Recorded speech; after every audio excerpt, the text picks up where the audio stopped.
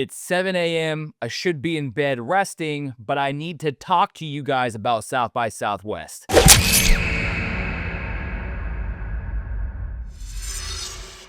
What's up, everybody? Welcome back to the SlasherTalk podcast. It has been a crazy, 9 days. I'm exhausted. I'm tired. I'm catching up on some sleep. I did get some pretty decent sleep last night. Everything from the last 9 days, caught up to me, I wanna say yesterday, because I have this thing when I'm at festivals like this, everybody else seems to hit a wall. Like, day 4 or 5 or whatever, everybody's like, "Okay, I'm done. I'm over this. I'm tired. I'm skipping movies. I'm going back to the Airbnb. I'm resting. I'm doing," and I'm just, kinda like, "I'm good. I like being out." I'm like, I'm an introvert, I'm a homebody, I don't really leave the house all that much. That's changing. I'm traveling a lot more the last couple of years, but, typically, I don't really like to leave the house. I'm out, I'm doing I'm doing shit. It's not the fact that I, um, do not like being at home or hate being at home or whatever, but it's like I don't do these types of things often, so I kinda, I just wanna be in the moment, be in the environment, and, be there as long as I can kind of vibe, if that makes sense. But then the last day hits, and you kind of go through this, cycle of acceptance that it is the last day you have to go home, and everything just kinda hits you, and then you land back home, you lay in your bed, and then your body goes, "Yeah, this is nice." And then I just get really, really fucking tired. So that's been, the last day and a half. This episode's gonna be a little weird because I typically give you guys, an update on, life, what I've been up to, all that kinda stuff, and then jump into the topic of the podcast for the day. But everything that I've been up to in the topic is South by Southwest. So, we're just gonna dive right in. This year's festival was honestly, it evened out, but that first day of South by was easily, no exaggeration, the worst day of a festival that I've ever had. I was in a bad mood. It was just stressful. They changed a lot of things. Not a lot, but they subtly changed the structure of ticketing and how you get into the films throughout the week, and it just threw some things off and, stressed me the fuck out. Past festivals, you're able to book, 3 to 4 movies a day, sometimes 5, and as long as you are there, I would say, 10 to 15 minutes before the movie starts, if you have a reservation, you can sneak in. They have a spot for you, they haven't quite let, the standby line in and all that kinda stuff. This year, they changed it to where basically you needed to be there no more than, half an hour before the film started, which made it so where depending on, the day of the scheduling that you had that day, you had to start to pick and choose what movies you wanted to see over some others, because there were some days where, I would have a film get done at, say, 7:30 PM, and then the next movie started at 8, and maybe the theaters weren't quite next to each other. You had to catch an Uber, over to the Alamo or whatever, and this year, that just wasn't possible.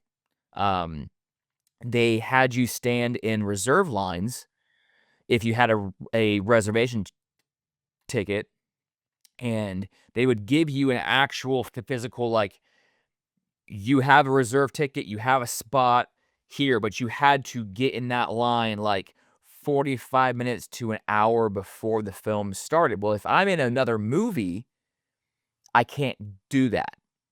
So there was a lot of situations where people had reserved tickets and they were getting in the reserve line, but the reserve line was cut off and they were told that they had to go to the back of the standby line. And it made no sense because like I have a reserved ticket. Like I have a reservation. So it feels like if you've already handed out the reserved tickets and I can't stand in this line, I feel like shouldn't people with reservations get thrown in the front of the standby line? And as I'm saying that, I understand if somebody's been in the standby line for an hour and a half because they really wanted to see it, and then like 50 people with reservations that were late get thrown in front of you, and then you don't get in. I get that. It's just it was a weird system this year, which just resulted in me not being able to see everything that I had scheduled, which probably wasn't gonna happen anyway. And in the last half of the festival, I kinda got used to this, like, schedule of wake up, say hi to Chuck, "Good morning, Chuck. Good morning, legend," have coffee, talk to everybody. We'd have morning coffee and debrief from the day before and kinda, like, get ready, and then we would basically have a movie at, like, 11 AM, 11:30, noon, something like that. Get done with our first movie, have lunch, then see a movie around, like, 3, sometimes wait till, like, 5 or 6, and then see another movie that night. So we were getting 3 movies in typically almost every day, not every day, but that was a nice little schedule on the back half. But yeah, my first day of South by, it was literally the first day, first movie, a movie called Dead Eyes. And I was super excited to see it, per the episode a couple weeks ago. It's this like POV horror. Felt it like it was gonna feel very like video game esque. Everything was captured through the point of view of this main character. You never saw him, right? Super intriguing. Was super excited to see it. Sydney and we had the opportunity to get like physical tickets, which was great when you could get physical tickets for a movie because then you didn't even have to wait in the reserved line, like the reservation line. You were one of like the first people to get into the film because it was like you're a guest of the film, right? So you get like first dibs on seats. Wonderful. It's the first day. Everybody's kind of getting into the groove. We met the person that we were supposed to get our tickets from, and long story short, we ended up getting tickets for the right movie, but the ticket was for the second showing on a different day, which I didn't catch. So I just saw Dead Eyes Theater 4 or whatever it was, right? So Sid and I went to Theater 4, gave the people our tickets. They didn't even catch this either because they looked at the ticket and they're like, "All right, cool, come on in." The movie was supposed to start at 3. It was 3:20, 3:25, and Sid and I were sitting there going, "Why hasn't this movie started yet?" And we just didn't feel right about it for like 10 or 15 minutes, but we just like, first day, how could this be wrong? Eventually, Sid leaned over to somebody and was like, "Hey, what movie are you here to watch?" And they said like Baby Girls or something, and we were like, "Fucking hell, God, like we're in the wrong movie." Um, so that sucked. And by the time we like got out of that theater, Dead Eyes was already like 25, half an hour in. The theater was full. So first movie of the day of the festival, just got boned. couldn't see it. So not a great start to the festival. And then you learn about the new scheduling and all that. It was a bad first day, but we recuperated. It ended up being a great festival. It is what it is. But not a great way to start your fest. So, South by Southwest. At the end of the festival, I'm seeing here that I saw 18 films. 18, which isn't half bad. I think I remember like 20, 21, 23. I think it was 21. So I missed maybe like 4, maybe 5 films, which on the back end of this festival, I'm sitting here going, how I would have fit in 5 more films is crazy, because yeah, it's a lot. But I'm going to go through the 18 films that I saw and kind of briefly give you an overview of each one. There's a few on here that you should absolutely put on your watch list. I saw some incredible films. I saw some ones I didn't necessarily like either, but yeah.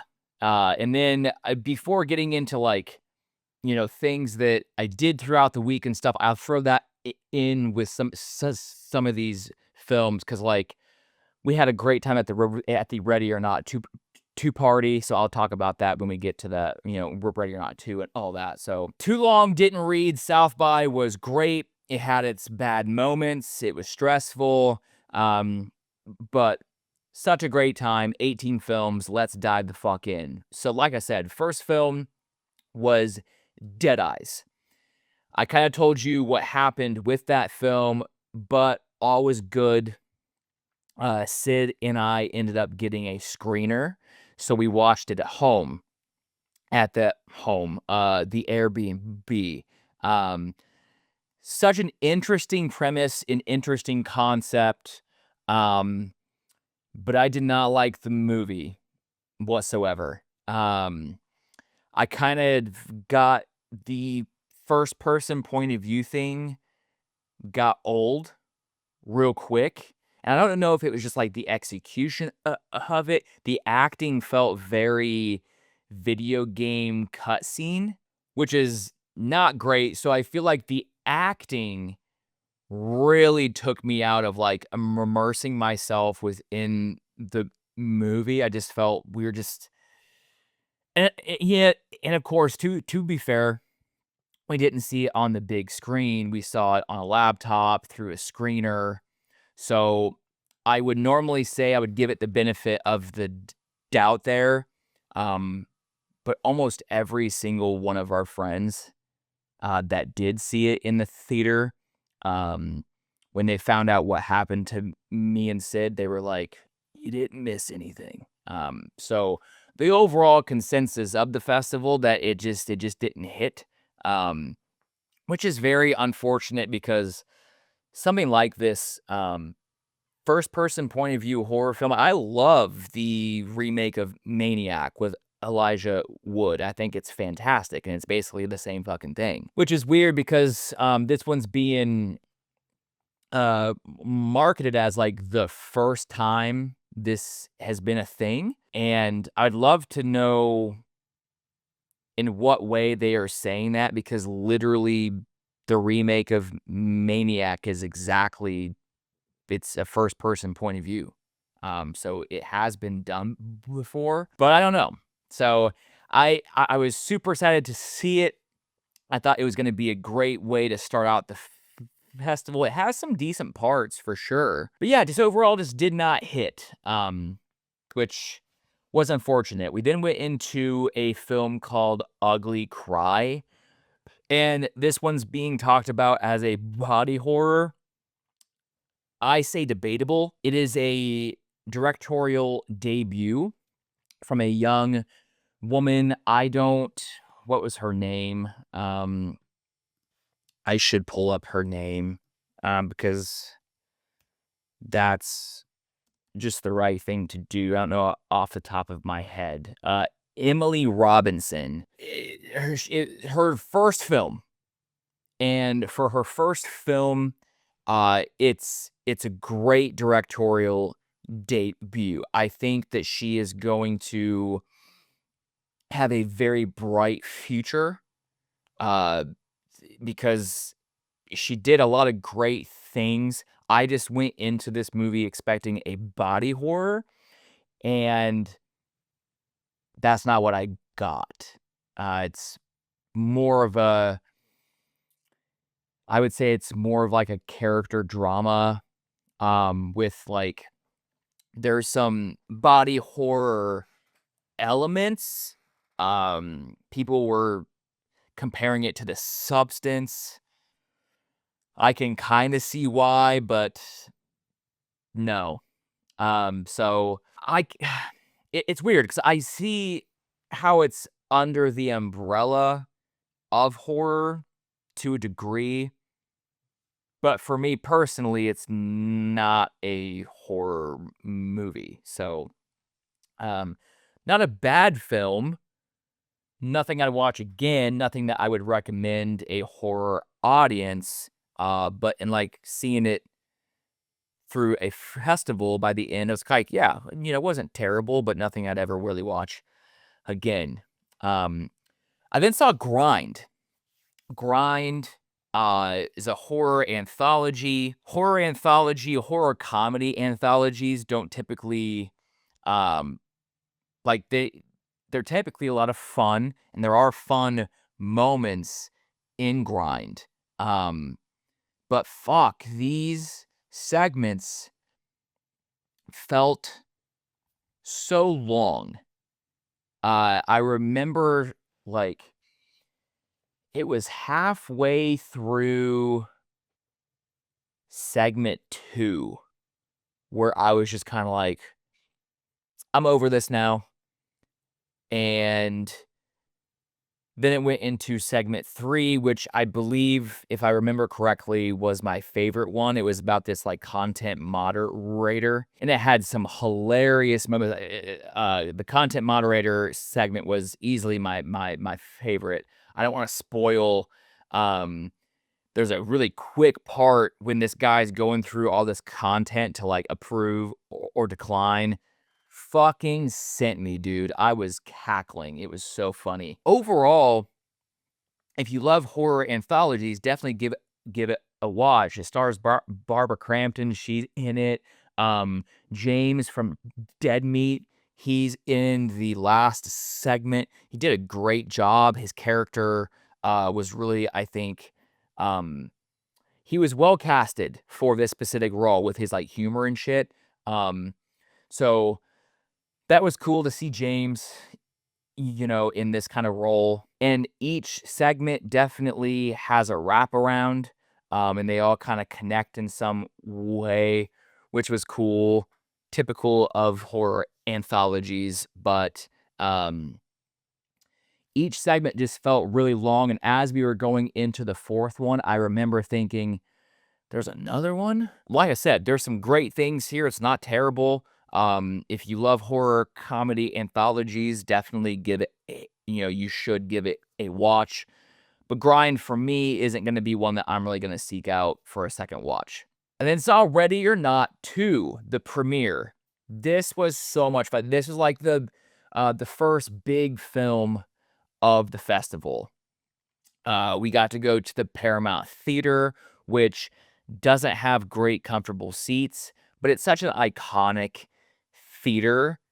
It's hard not to enjoy yourself while you are there. And this is where they do the big, like all the big red carpets. The road is like closed and blocked off, and they have all um the cast, show up in like blackout tinted SUVs, and they come out and the crowd goes wild and they're getting their photos taken and they go on the red carpet and shit. It's just like it's such an electric environment. This is where I understand people that don't do content, um, or don't get to attend these types of things where they go, you just liked this because you were invited to this event, or you just like this because you saw. There is a degree, yes, that things are amplified when you are at the Paramount Theater at South by Southwest because it is the environment is electric. You can just, everybody is amped, everybody is excited.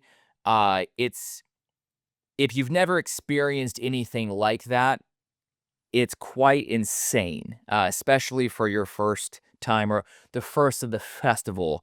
Because I've been to the Paramount now several times for several premieres, so I'm used to going up there. But like first one of the festival, first one of the year, you're always like, let's fucking go, dude. And it was Ready or Not too. Hell yeah. So walked up, got our tickets. I got my little like invite to the after party. I'm sitting underneath the tent. Vibes are high. You go into the Paramount.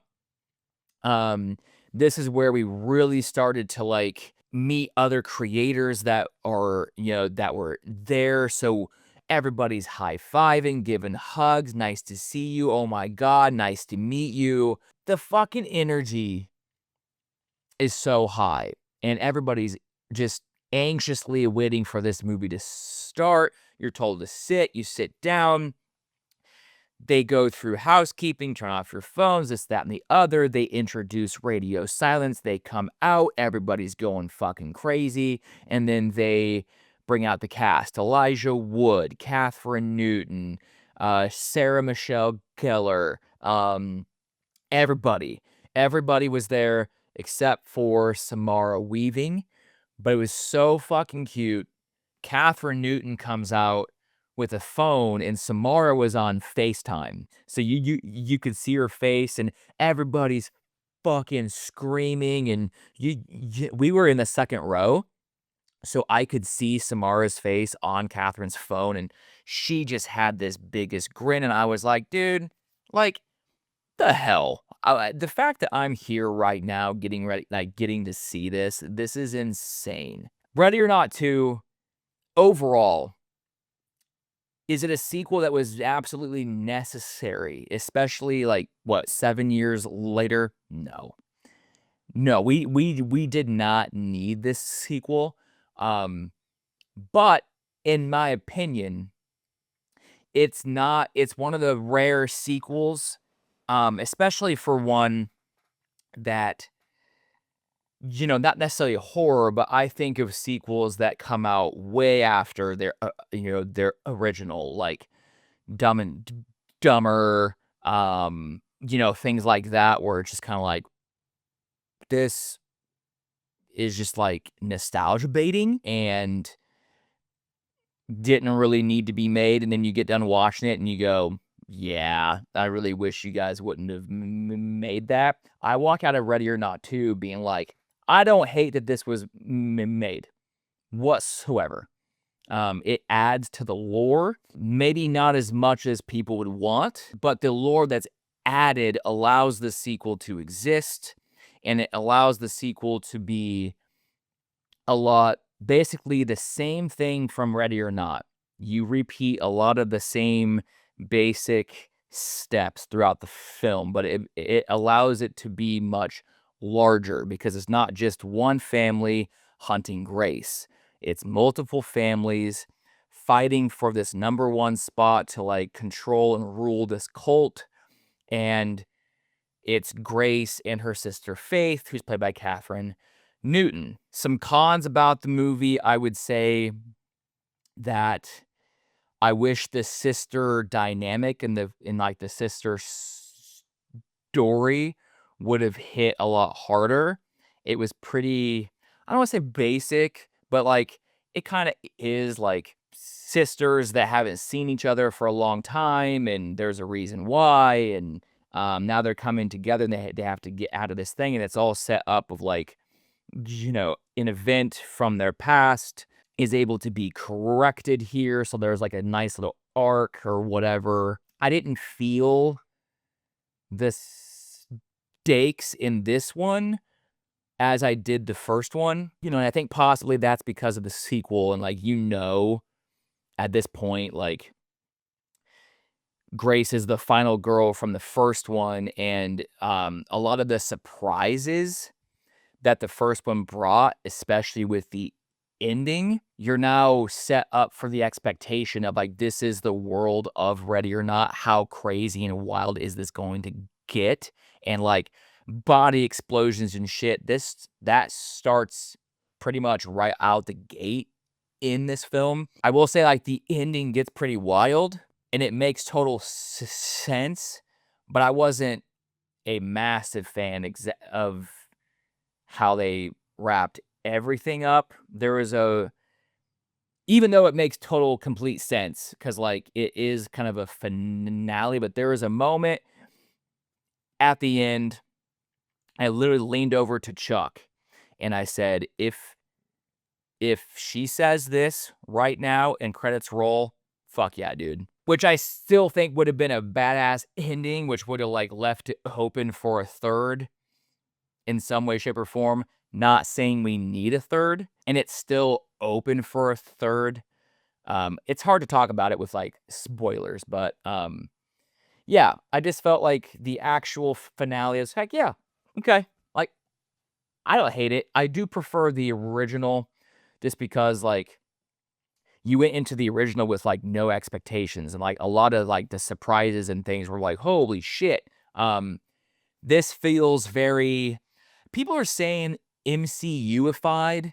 I can see what they're saying. There are a couple of, like, superhero suit-up moments with Grace, that the first one, I can't lie, I was like, "Fuck yeah, dude." I'm a sucker for that shit, but there are a couple, so I can see why people would go, "Ah, we didn't really need that." But, yeah, it's a great time. If you love the first one, definitely go check it out in theaters this weekend. It's a hell of a fucking time. Even though it might not be a necessary sequel, it is a lot of fun, and I don't think it's a bad movie, nor does it ruin the original. I had a great time. Ready or Not 2 After Party was so much fun. I still get so weirded out being invited to those types of things, because I get into those rooms and I say, "I am not supposed to be here." Literally, dude. We walked in, we came up these, like, 2 flights of stairs, and security was fucking, like, tight, brother. We were gonna try to get some of our friends in or whatever, because there's typically some, like, leniency. Not this one. They're like, "Nope, absolutely the fuck not." So that kinda sucked, but we went through level 1 of, like, a security check, and then you walked up a flight, a couple flights of stairs, and there's, like, level 2, and you gave them your tickets and shit, then you were allowed in, and we walked up these stairs to this, like, um, end table full of, like, satanic candles and Grace's yellow Converse that were covered in blood, and just it was like, "Hell yeah, welcome to the party." And we walked up the stairs, and literally right to my right was Catherine fucking Newton, and I was like, "Oh, shit, okay." Quickly had some, like, banter with her. She's super sweet, and, I was like, "Well, I can leave now," but we had a great time. Me, Sid, and Gigi were there for quite a while. Spencer Charnas from Ice Nine Kills was hanging out. Talked to him for a little bit. I swear to God, it's so funny. I talked to him outside of the Ready or Not 2 premiere, and talked to him a little, like, just real quickly at the party. He's never gonna hear this, so whatever. I think it's so funny. I've met Spencer, like, 4, maybe 5 times, one being way back in, like, 2007, 2008 when they were, like, slinging CDs on Warped Tour. So one doesn't necessarily count because it's been, like, years and years. But I've, like, randomly ran into him. I interviewed him at the Terrifier 3 press run, back at Fantastic Fest a couple of years ago. This is gonna slide into something that I'm like, this is not a diss on him whatsoever. I just think it's funny. I I'm so anxious when it comes to, like, talking to some of these people. Outside of the Ready or Not 2 premiere, I went to go do something, and I turned around, and Spencer and I locked highs. And I thought, well, it's awkward if I don't say anything, right? So I said, oh, hey, Spencer, nice to see you again, because I've like met him a few times. And I got hit with the nice to meet you, man. And I was like, fuck, doesn't remember who I am. Why would he? He meets thousands upon thousands of people through the horror conventions and everything. And I don't do anything. And this is where I get into I need to change this about me, especially in these environments. I'm not a very, like, you meet me once, and I'm not like a memorable person. I'm a short, anxious, introvert, quiet, shy guy. So there's nothing about me where, like, you're gonna meet me once and see me again and go, Justin, SlasherTalk. Fuck yeah, dude. What's going on? But it's so awkward. I was like, nice to see you again. And he was like, nice to meet you, buddy. And I was like, fuck. And then I got really weird and awkward. And I was like, oh, twisting the knife hit #1. Congratulations. And he was like, fuck yeah, dude. And they have a song for Ready or Not too. It was not a bad exchange whatsoever. But I was like, oh, I made an ass out of myself being like, I assume you know who maybe you remember me, and nope, did not. Which is so fucking funny. Got to talk to a couple of our friends at the Ready or Not 2 party. I had banging food too. I was so hungry, man. That day I didn't really get to eat dinner. I had some I had some peanut M&Ms through the movie, but not like actual food. So this lady shoved like a chicken slider in my face, and I was like, "Yes, ma'am, I love you so much. I don't know who you are, but I love you. Thank you." And it was so good. They had these like chocolate dessert treats too. I had like 3 of those, but got to meet James and Chelsea from Dead Meat. When I tell you, they are 2 of the most humble and sweetest people you will ever talk to. I mean that shit. I've met, I don't want to say a ton, but I have met quite a few very popular YouTubers, content creators, TikTokers, influencers, whatever you want to say. The last couple of years, I've met more and more. And there are some people that you meet that you can tell that their numbers, their status, or whatever has kind of gotten to their head. I don't want to say that they are bad people, but you can just tell, like, they have this sense of like, very egotistical, right? James and Chelsea, for horror content, for me personally, and I think it's arguably fact that they're like at the tip top of what every horror content creator is like trying to do. So if anybody's gonna have like an egotistical personality or whatever, or like, I'm not talking to you, it should be them. And when I tell you, they are the exact opposite.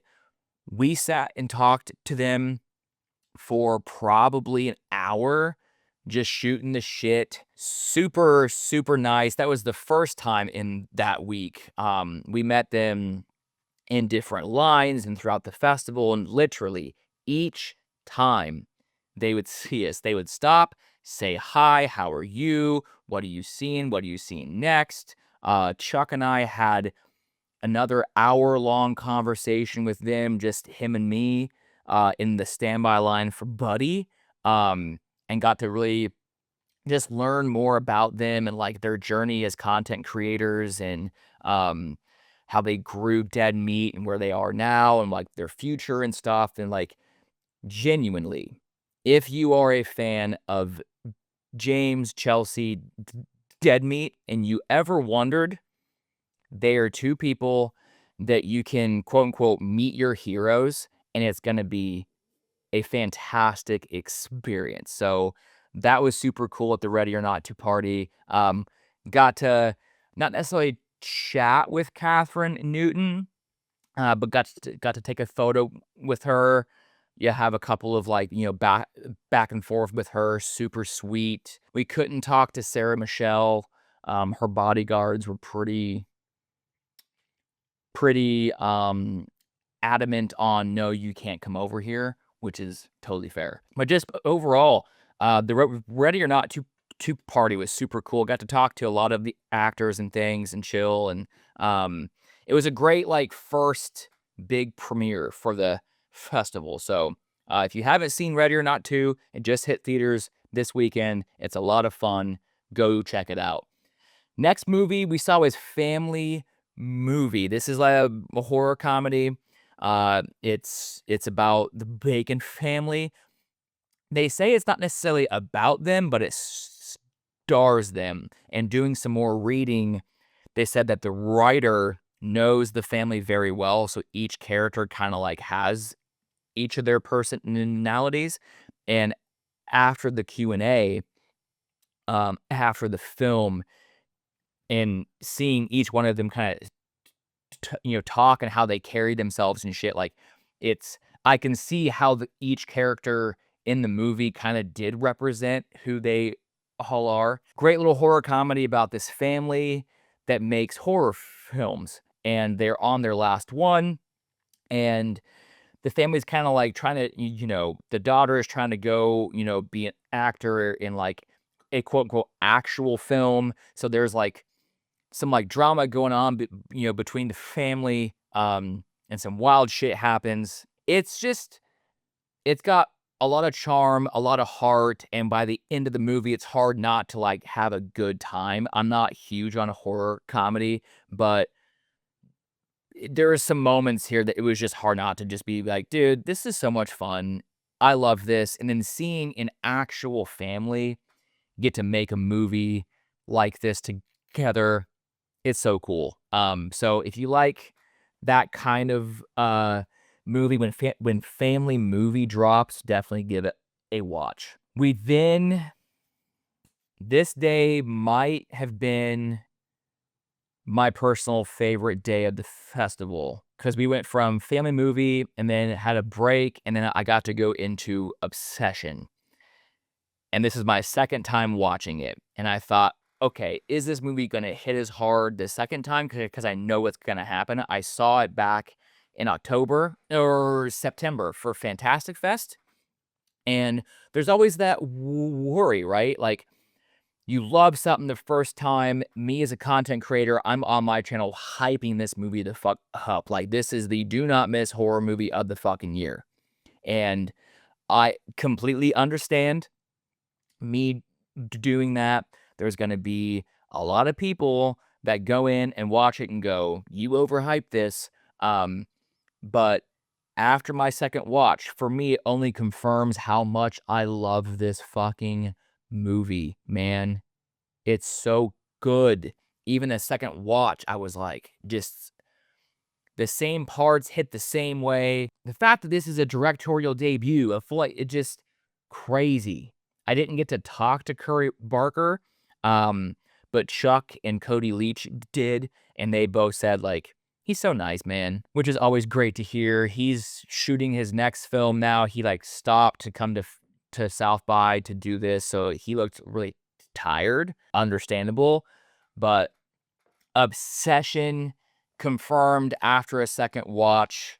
It's fantastic. Absolutely a must. Do not miss Obsession when it hits theaters. I believe it's in May. Again, I don't. Oh, I have it right here. May 15th. See, I'm a professional. Side note, off of Obsession, this is so cool. So Fantastic Fest happens at the Alamo Draft House.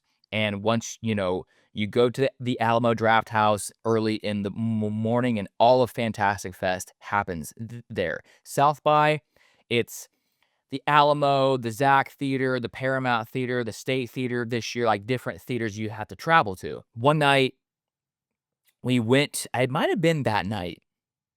I think it might have been. I don't know. I can't remember. It's all such a blur. Um, but one night we were heading back to the Alamo just to hang out at the Highball, and they happen to have karaoke, and we get there, and we had stopped at a tiki bar before. I don't drink, I'm sober, so is Chuck, but, like, we just like to go, like, hang out, and it's always a fucking vibe, but, I got to meet Heidi Wong, that night. She came to the tiki bar, and she had a friend with her, and I was like, "Her friend looks so fucking familiar. Who is that? I know you, but I don't know you."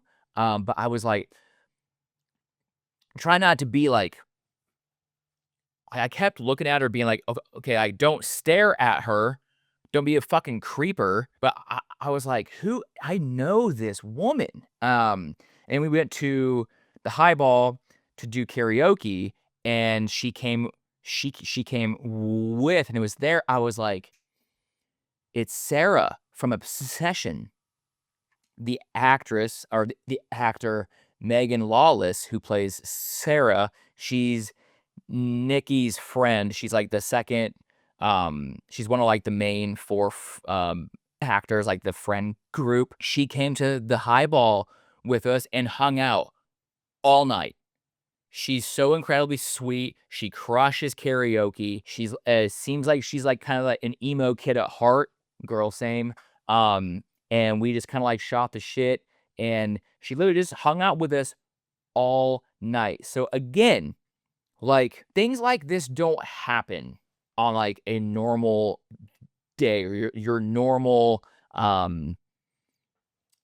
trip to a theater. But when you go to things like South by Southwest and Fantastic Fest and, things like, you'll find yourself just, like, in a room, and they'll just be, like, actors or directors or whomever, and they're just hanging out, man, to curate an environment that people like that, I think, are typically shielded. They're typically like, "Oh, we'll, like, bring you through the back and take," and there are definitely levels of actors that were like that, like, after a family movie with the Kevin, with the Bacon family. I saw Kevin and the whole family out in the hallway, said a little quick hi, and then they were kinda, like, not rushed out, or not, like, not taken out back or whatever, but they had, like, security and shit. But, what a cool little moment, to Obsession is my favorite movie of the festival. It was my favorite movie of Fantastic Fest as well, and to be able to say, like, we hung out with Megan, who plays Sarah in the movie, for, like, 4 hours just doing karaoke and, like, not talking about movies or whatever, but just, like, hanging out. Super fucking cool. And then we rolled right into Hokum, which my most anticipated movie of the fucking year. I love Damian McCarthy, Caveat Oddity. Um, this is his third film, the first time working with a big studio up front. Um, the the hype, I'm not even gonna lie, the hype for this movie was, I tried to temper my expectations, but I was so incredibly hyped I couldn't contain myself. But then before going into the theater to watch this film, I'm in line with Chuck getting, like, snacks and waters and shit, and this guy walks up to me and goes, I honestly can't remember if he said SlasherTalk or Justin or whatever, but he came up and said, "Hey, it's so nice to meet you. I love your channel. Thank you so much for your hype on, like, your promotion on Oddity." It was Brian, the editor of Hokum slash Oddity. And I was like, "Are you fucking kidding me, man?" Like, such a cool moment to, like, shake his hand, and I'm so excited to go see a movie that he had worked on, and he's in line telling me, "It's so good to meet you," and I'm like, "Shut the fuck up, dude. Like, what do you mean?" Super nice guy. Love chatting with Brian, and if I wasn't already hyped, having that moment with Brian beforehand just got me even more hyped because I'm like, such a weird you don't know who watches your channel. To have a conversation with somebody like that that says that he watches your channel and enjoys your channel, and then is like, "Go enjoy this movie that is your most anticipated movie of the year that I worked on, but hey, I love your channel." It's surreal, it's hard to explain. So I sat down, hype is fucking through the roof, and then Damian McCarthy comes out. Adam Scott is sitting probably 4 rows behind me. Legend, icon. If you don't have respect for Adam Scott as an actor yet, which if you don't, I don't know what to tell you. Um, he's fantastic in this. My honest opinions of Hokum. I don't know if it was the hype, like the absolute hype through the roof, like hype that I had. I really, really, really enjoyed it, but it wasn't a 5 out of 5 like I thought and wanted it to be, which that's just putting that expectation because I didn't watch Caveat with that expectation. I didn't go into Oddity with that expectation. Now I know who Damian McCarthy is, his work. I walked into Hokum with this high expectation, and overall, I do think it overall delivers. Um, Adam Scott's incredible. There's a couple of great scares. There's a lot of great moments. His atmosphere that he builds here is prevalent, and it just like he's so good at the atmosphere. Um, this was the first film of McCarthy's that I felt like there were a lot of jump scares, and a lot of them you saw coming. They were like honed in. Um, it's in my opinion that McCarthy has always flawlessly and expertly crafted his jump scares. His restraint on not using them all the time helps build this environment and this atmosphere and this dread that like when they hit, you're like, oh my God, I did not expect that. The first, there's a couple in here that are fantastic, that are just pure 100% Damian McCarthy crafted. But there are quite a few in here that it felt like this being his first time working with a major studio. Well, I guess Neon isn't major to me.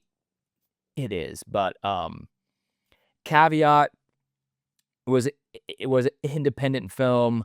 Oddity was independent film that eventually got bought by Shudder and shit.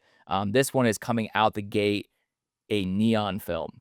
And it felt like there was maybe some additional cooks within the kitchen saying, "Hey, we need a jump scare here. We need a jump." I could be totally wrong. A few of the jump scares, I was kind of like, yeah, I don't want to say jump scare heavy, but it's on that line. And they were just used quite a bit, especially in that first half. And I was like, okay. But I really want to see it a second time because there are bits and pieces. We talked about Hokum for hours afterward into the next day into the so it was talked about. So it wasn't one that was everybody wrote off. It wasn't a 5 out of 5 for everybody. I'm sitting at about a 4 out of 5, which is still I loved it. Um, there are just some things that I think could be tweaked, and some approaches that I didn't necessarily expect. Like I said, with a lot of like the jump scares. But the atmosphere is there. The rabbit man, oof, very very creepy. A lot of great things. To me, it's another hit for Damian McCarthy, but I could definitely see people still having Caveat as the number one or still having Oddity as their number one. But in the scope of your first 3 films, not a single one for me is a swing and a miss. McCarthy has a solid first 3 films. If you love his work in Caveat and Oddity, Hokum is an absolute must watch. So that was being there for the premiere of that. was fantastic. We then walked into, I don't have this broken up into the days, but on my list, I then have Rock Springs, which I don't necessarily want to say that I recommend watching it. It ends up being for me a very beautiful film, um, substance like if it was about cultural trauma, um, but it is a very slow film, and on top of, like, this being on day 4, I think it was, maybe 5? I don't remember, and I'm tired. The slow nature of the film, I was definitely in the theater just, like, fighting for my life, dude. So it all kinda comes around and, like, connects and everything makes sense, and it ends up being a very beautiful film, but especially if you're not into, like, more quote unquote artsy. There's some artsy bits to this film. So yeah, there's like a quick little thing about Rock Springs. Leviticus, brother, the other neon film at this festival. Leviticus, I knew really nothing about. I knew that it was basically like the quote unquote gay It Follows. Heated rivalry meets It Follows. And listen, that's exactly what it was. Hot take to all the It Follows truthers. I think Leviticus takes it, man. Um, it's it's definitely going to be um compared to It Follows, and I think that comparison is overall fair, but it's not the exact same thing. To me, there was a lot more layering to this film. It was a lot more emotional. I had a hard time initially coming out of Leviticus because I was trying to apply the same rules of It Follows to this film, which then there were several moments for me where I was like, this character is making so stupid of decisions. What are we doing? Which, like, I don't wanna say took me out of the moments, but I was so frustrated because 'cause I'm like, the whole thing is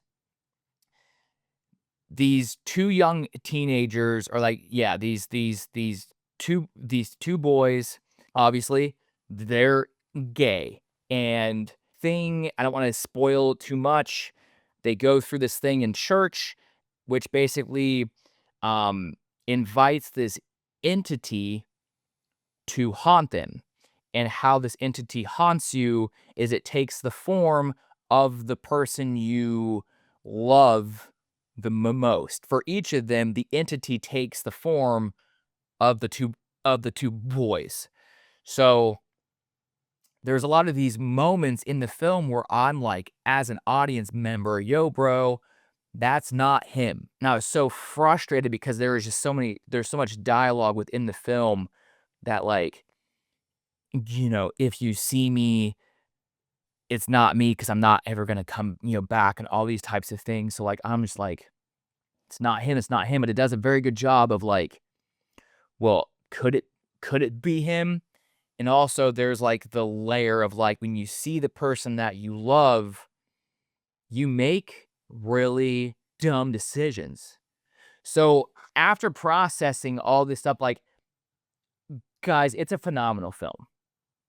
Like, 5 out of 5. It's gonna get drugged for being quote unquote woke. It's gonna get drugged for being gay or whatever. And, like, I think the director kinda knows that because even before the film was shown, he's like he was talking about bringing queer horror back and adding to the queer horror legacy, and please, if you can set aside any views that you have or whatever and just, like, watch this film, let it tell you this story it's trying to, like, let it be what it is, and when you walk away from it, it's exactly what horror is supposed to do. It invites you into somebody else's life that's going through a hard time, a trauma, a horrific situation for them that maybe you can't connect with, but in watching it in this way,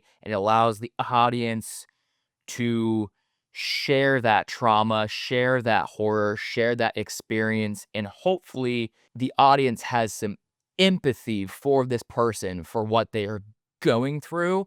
So for me personally, it just overall just such a just a deep layered horror film that is an absolute must watch when it comes out. And when I tell you it has one of, if not the best jump scares that I have ever seen.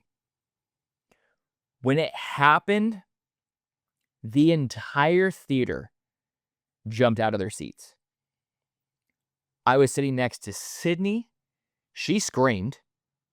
Probably the loudest I've ever heard her scream in a movie. I hope they do not put it in the trailer. If you ruin this jump scare in the marketing, I will be so pissed off, because we had conversations afterwards and Chuck is 100% right. I don't know if we all agreed. I do. But like when I think of like best jump scare of all time, my brain, and this obviously reflects my age because a lot of people say Exorcist 3.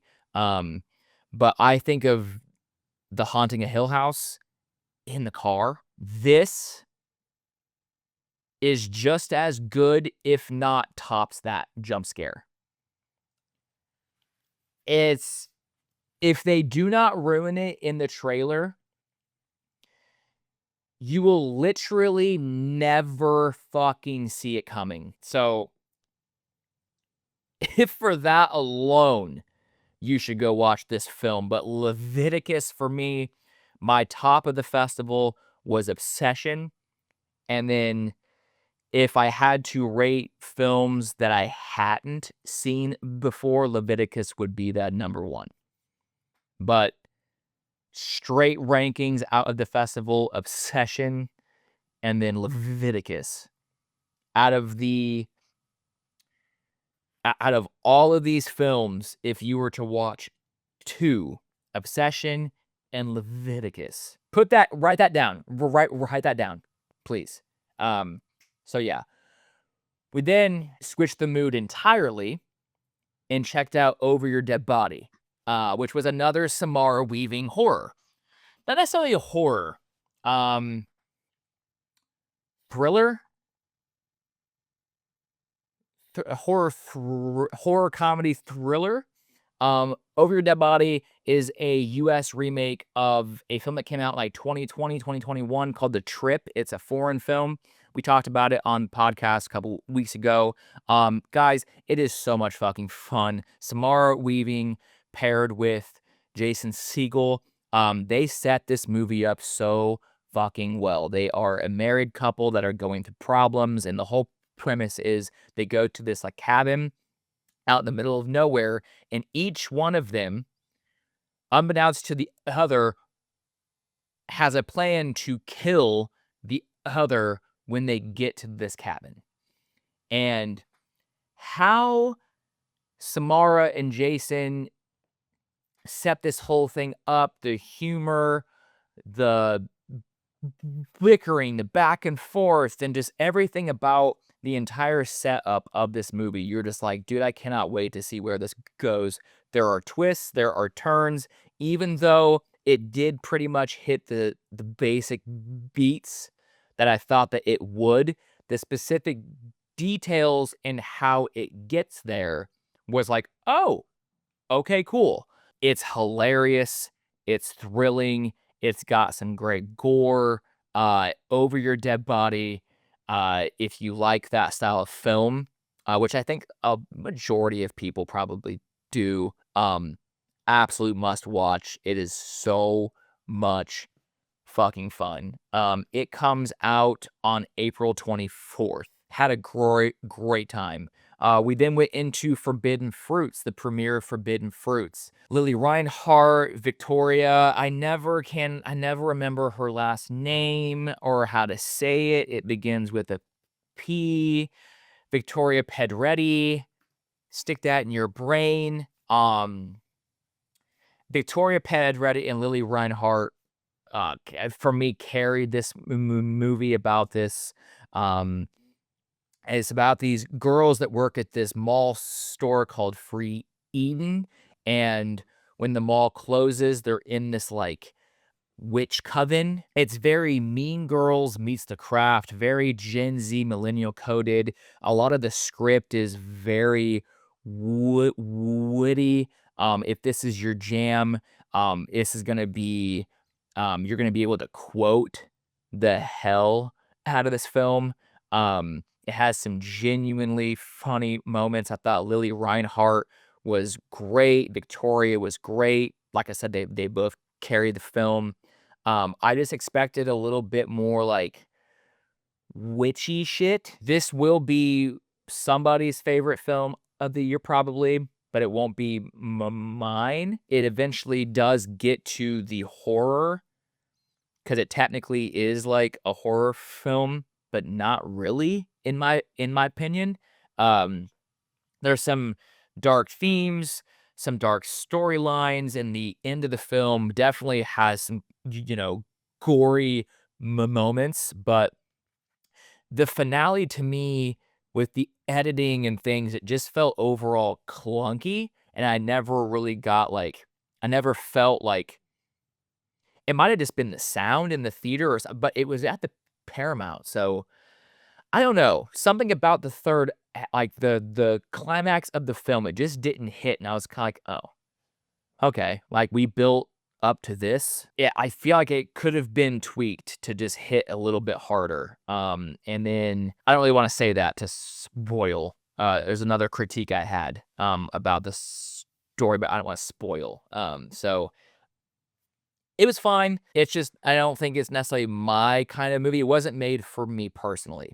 If a Gen Z Mean Girls meets The Craft, um, witty movie sounds up your alley, I think you're gonna love it. Didn't hate it, just wasn't overall my vibe. I then went into American Dollhouse, ended up getting tickets for that, which was cool.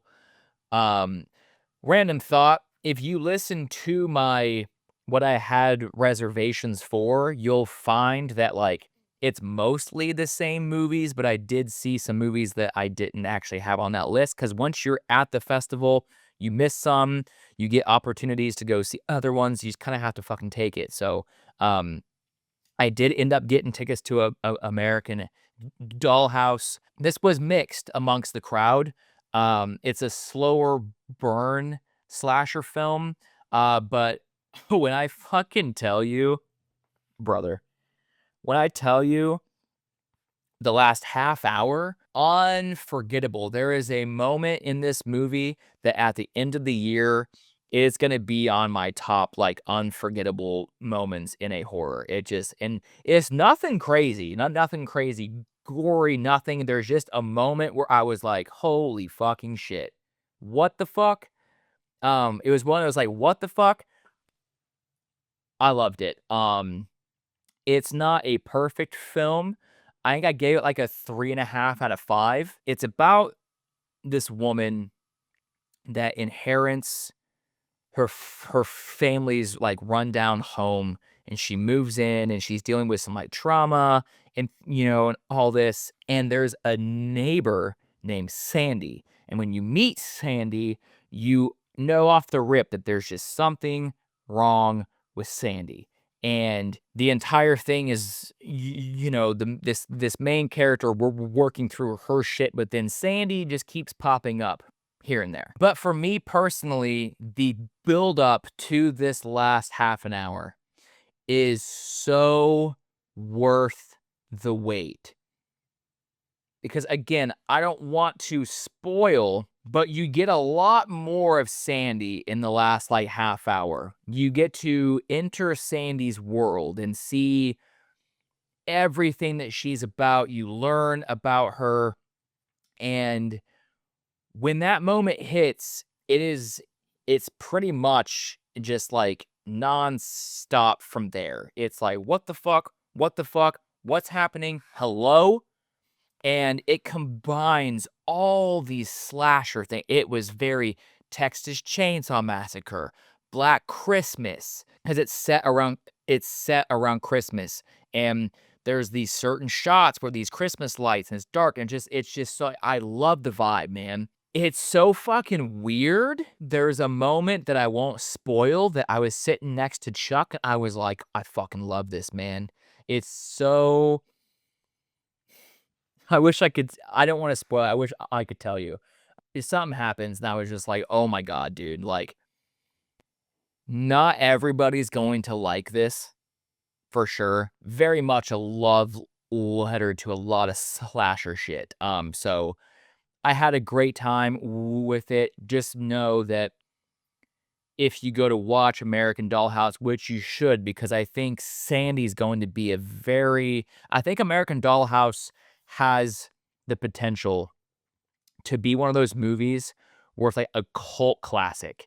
There's a small group of fans that love this movie for what it is and will champion it, especially because of Sandy. Sandy is going to be one of those.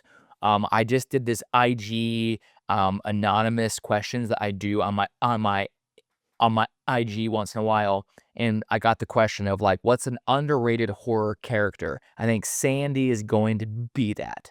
Um, I would explain Sandy to you in more detail, but I do not want to spoil shit. So, um, there's she's like a mix of 3 characters, which I think if I told you, you'd be like, "Okay, I'm all in." Maybe not, but Kelsey's performance as Sandy, I got to meet her. She's so fucking sweet, so nice. Her performance is just it really makes the film for me personally. It's not gonna hit for everybody that watches it. Um, it was fairly mixed amongst our group, and nobody outright was like, "This is my favorite of the festival," or "It's a 4.5 out of 5," or whatever. But like in general, it did get a lot of love, and I think it's that last bit that just it's what the fuck? So loved it. Definitely keep an eye out for American Dollhouse. Next on the list was Monitor. This I did not expect a whole hell of a lot from this film, but I really, really fucked with this film. Yeah, the best way that I can describe Monitor, again, without spoiling, because I don't want to dive too much into the details of these movies, but it's like a modern day version of The Ring. It's about this content moderator. A lot of content moderator things going on right now, which I think is very telling in like the world that we live in. Everybody's on their phone, YouTube, everybody is consuming content, and there has to be a defense line of like, you can't just upload whatever the fuck you want to the internet, no matter what you think, you can't. There has to be a defense. And it's about this girl that works at a company that their entire thing is content moderation. And she sits down and she has thousands of videos that she has to go through every day and watch them and either approve them to be posted or they get rejected. And she comes across this video that basically houses this entity that wants the video to be seen by the world. And the content moderator watches it and honestly just gets this feeling, and for no reason at all, in some way, basically says, "No, I'm gonna reject it." I don't wanna get too much, but she rejects it. Um, and The entity is not happy about that rejection. So then begins to come after her and the entire content moderation team. That might sound a little silly with how I explained it, but I don't want to give too much details of this story and things to like spoil. So I don't like to get yelled at for spoiling shit. So, but it might sound a little bit silly, but within the context of the movie, it makes total fucking sense. Dude, this was a hit. This was probably, I don't know. I would have to go through probably hitting top 5 of the festival for me personally. Super good. This one is going to be a massive hit when it comes out. Through talking to the director and different things, they've already got very prominent people within the horror space wanting to watch it, and so it should have no problem getting distribution, hitting theaters. It's definitely going to be one of those that there's going to be a lot of hype around this film. Monitor, keep your eye out for that. It was really, really good. Kill Me is not necessarily a horror movie. It's dark for sure, but it's more like a dark comedy whodunit crime thriller. It stars Charlie Day. He plays a guy named Jimmy. And Jimmy, the beginning of the film, he wakes up in a bathtub full of his own blood, and both of his wrists are slit. He calls 911 and explains the situation, but he is convinced that he did not try to kill himself. Somebody tried to kill him. And so it turns into this whole whodunit. Jimmy's trying to put all these pieces together and prove that he did not try to kill himself. That somebody tried to kill him. And he's trying to find out who that person is. And he ends up teaming up with the 911 operator that takes his call, played by Allison Williams. She's great. The two of them bounce off of each other really well. Charlie Day is fucking hilarious. But this is also a very serious film. And this is one of, if not the best performances from Charlie Day that I've ever seen. This motherfucker can seriously act, and he made me cry. Like, it's definitely rooted in comedy. And Charlie Day is able to do what you quote unquote expect of him. But there are moments in this film that get serious, and when those moments hit, they hit hard, and it's very relatable. It's very emotional. It's about mental health and depression, and just how life is hard in general. And there is a specific scene and a specific line in this movie that when he said it, I just broke, man. I fucking broke. It's hard. Um, but I don't necessarily think that it's like you don't leave the movie feeling worn out or depressed or whatever. It really balances that line. It's an incredible film. If that sounds up your alley, like I said, it's not necessarily a straight horror, more of a dark comedy whodunit crime thriller. Um, Staff cast: Charlie Day, Allison Williams, Giancarlo Esposito is in it. He's great. Um, Definitely a must watch. I have no clue when this movie's coming out. They had the world premiere at South by, so no shot this doesn't come out. So we then watched They Will Kill You. Such an interesting movie. They Will Kill You. This was one of my most anticipated for the festival. It seemed very Ready or Not-ish, which it is, but it's not. I haven't seen any of the new trailers or any of the new marketing that they've been rolling out for this film. I saw the initial trailer, and that was it. Um, so this movie, how do I put this? Because at the end of the day, it wasn't my jam.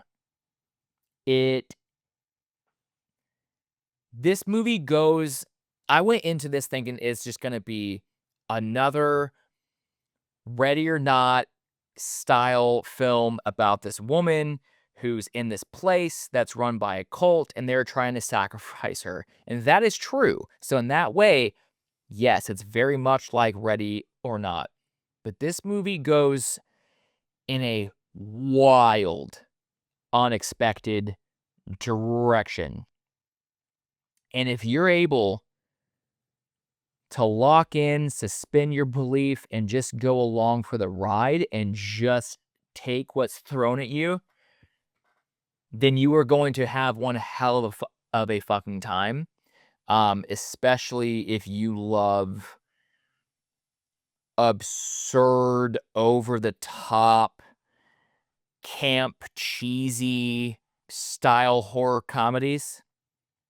And that's where, again, my critique of the film comes into play. I'll get into a little bit later here soon. Um, but with horror comedies, there's just a line to me. This movie, for me personally, crossed it where there's some great fun to be had. I will not lie. There's some great action sequences. There's some cool kills. Just where it inevitably goes, I was like, no, I'm good. It just all came off so over the top, camp, and cheesy, which if that's what you were going for, absolutely you fucking crushed it. I did not stay for the Q&A, um, because I'm not gonna lie, the, director, which he can do what he wants. It's his movie. How often do you get a premiere at South by Southwest? He took like 15 minutes to intro the film. He went and thanked everybody that was on, which you do you, man. I'm not taking it away from you. I just didn't want to sit in another long queue, and like I didn't wanna sit there for another 20 to 25 minutes if he was gonna talk a whole hell of a lot. So I skipped it. Somebody told me through the Q&A that he had made the comment that it's not meant to be campy, it's not meant to be cheesy. What? Did did we watch the same movie? Because to me, I'm like, well, at least they leaned into the camp. At least they leaned into the cheese and they just fucking swung for the fences. If it's not meant to be that way, brother, I I hate to tell you, it's pretty camp and cheesy. So that's not great if it wasn't meant to be. If you've seen the trailer, you kind of have a sense of like how the first little bit of the movie is going to go. What I will say if you've seen the trailer, the first one, and you feel like you've seen the entire movie, you have not. That first trailer ruins nothing. You have not seen jack shit. And there were a lot of people that had a fantastic time with this. It's just so up their alley. It hit what they like, and I'm not gonna say I hated it, but I probably have no reason I probably will not sit down and, like, watch it again anytime soon. Maybe down the road to kinda give it a rewatch to see if, like, feelings change, but there was a moment at the end of this movie where I was like, "Nope, I'm good." So, yeah. But overall, it seemed like it got a pretty good reception last I checked. So if that sounds up your alley, I know that's probably a weird explanation because I'm trying not to spoil shit. Definitely batshit insane, unexpected twists and turns and things, but for my personal taste, it just didn't hit like it seemed to have others. So, speaking of, might not hit for everybody, we saw Buddy, which is a Barney-inspired horror film. This one is going to be a love it or hate it kind of film. Our friend group that went, people either seem to have a really great time with it or they fucking hated it. So, which is fair. This is gonna be a movie that either you just buy into it and you just go on for the ride, or you just off the rip you're like, this is not for me. It's a Barney inspired horror film about this unicorn named Buddy. Has a TV show just like Barney. The set is incredible. It's exactly like these bright colored floors in this house and these mailboxes that, have eyes and this like wishing well or the worry well or something. But like, it is a kids TV show. And I want to say I'm bad at time, but like the first half an hour, maybe not even half an hour, but the first act of this film is 3 episodes of the TV show called Buddy. So you see a 4x3, it's very analog, straight out of the 90s. And you're watching this TV show. But with each episode, it gets a little darker and then a little darker until Buddy just, there's an incident and you go, oh, these kids are in danger. And then it does a harsh flip into like a standard movie when like you leave the TV show and now you're in the real world and you follow this family. And anyway, I don't want to get too much into it and like spoil it, but it's absurd, it's crazy. I thought it was pretty unique. If you liked Mr. Crockett from a couple years ago, it's kind of in that same vein of like childhood TV show, childhood TV host gone horror. You're gonna have audience members that think that Mr. Crockett did it better. You're gonna have people that say, no, that Buddy leaned more into the concept and they did it better. Two different approaches, two different movies. There are things that I loved about Buddy. There are things that I necessarily did not like about Buddy. I think it could have been structured a little bit better. It did feel a little long. There's some parts that I think they could have just like taken out entirely and focused more just on like the whole Buddy aspect. But one thing is for sure, love it or hate it, if you watch this film, I can guarantee you, you will never forget watching Buddy. So if you're an avid horror movie fan and that just likes to see everything that comes out, I think this is a must watch, but just know it's definitely weird. It's fucking weird for sure. And then I had Never After Dark on my list of movies to watch. I had a ticket. I was going to go, but per my podcast episode a couple weeks ago, it was at 10:30 at night. The last day, Buddy got out at like 7:30 or something, and there was like 2.5, 3 hours before I was gonna be able to get into that movie. It was the last day. I was exhausted.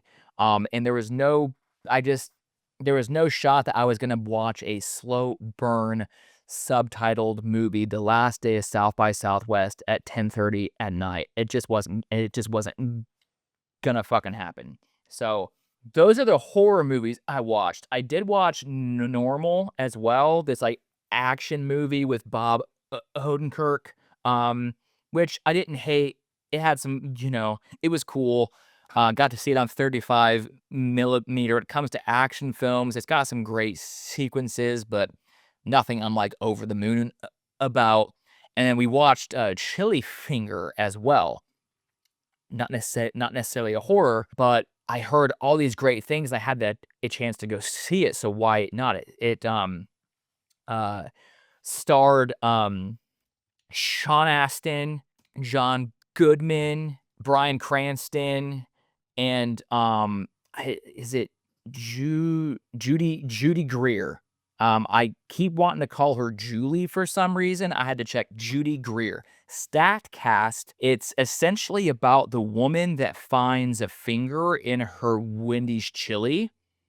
It's essentially that. It expands and it exaggerates some things, and, I thought it was very enjoyable. Again, not necessarily a horror film, but a great, entertaining, fun watch. Bryan Cranston carried this fucking movie, dude. He was hilarious. So, that's essentially the South by Southwest wrap up. Had a great time. Saw 18 films in 9 days, which averaged about 2 movies a day, which isn't terrible, whatsoever. Should have been able to watch more, but like I said, like, the ticketing system was weird, whatever. There are movies that I missed at South by that I will get to see at Overlook Film Festival in 19 days. I go to another festival in 19 days.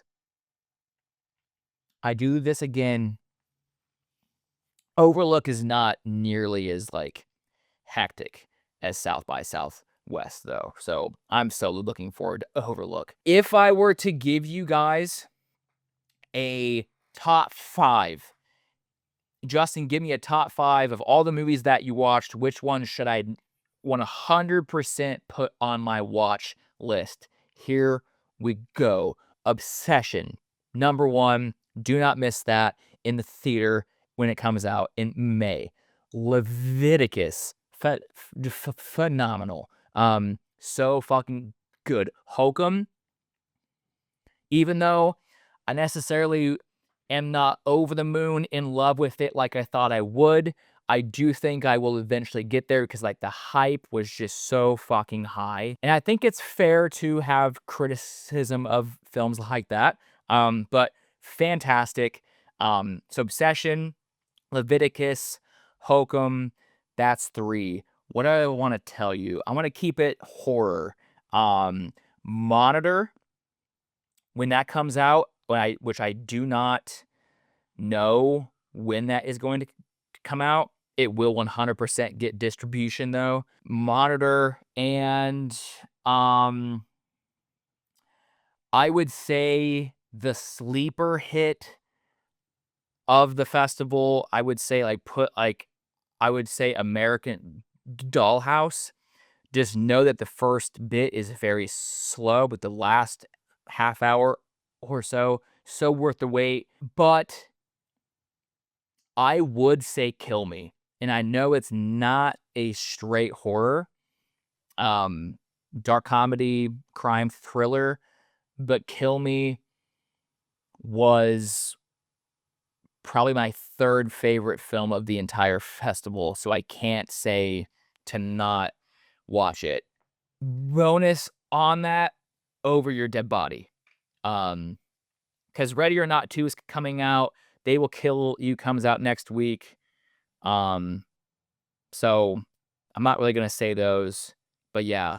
Obsession, Hokum, Leviticus, American Dollhouse / Kill Me, and Over Your Dead Body.